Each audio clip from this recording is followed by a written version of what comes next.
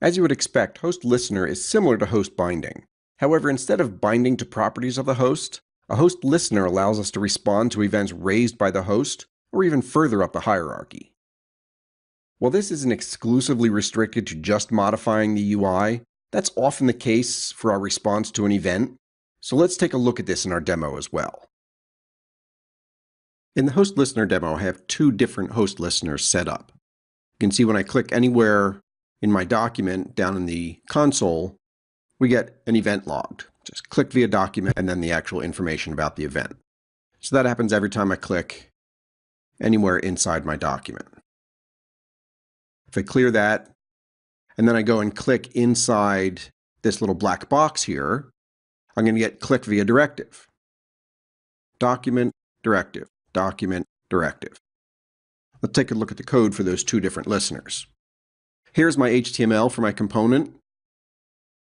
See, I have a div. That's my black div on the page.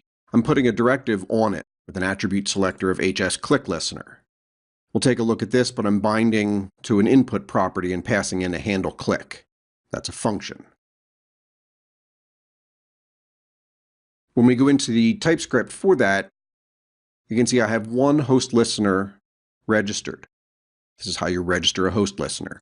And this is the one for the document. So I'm passing in that I want to listen to the document click event. And when that happens, I'm going to take this parameter and pass it into this function. So this is where we get logged, clicked via a document, and I get that mouse event object written out into the console. So that is one way of registering a host listener, where you come in and you explicitly say, this is what I want to listen to. If I wanted to change this to listen to just clicks on my element, I would do that. I would take out the qualifier. Now I'm going to listen to clicks just on that black box. The other listener that I have is registered a little bit differently. I have a function here. This is my handle click. And you can see this is what logs out to the console. And this is what cancels, so we don't see the document click because I cancel the bubbling. And that's this here. Handle click as the function gets passed into an input property on my directive. So the directive itself, pretty straightforward directive. It's going to register an input.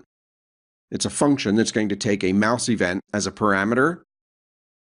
And that's how I pass in the function from my TypeScript file on my widget and say when the click event happens on whatever the host of this object is, which in this case is this div, my black box, I want you to call this function.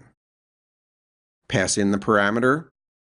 If we have a listener, then we're going to call that and pass in the event that we were given. So that comes back and calls my handle click here, which is what actually writes things out to the console.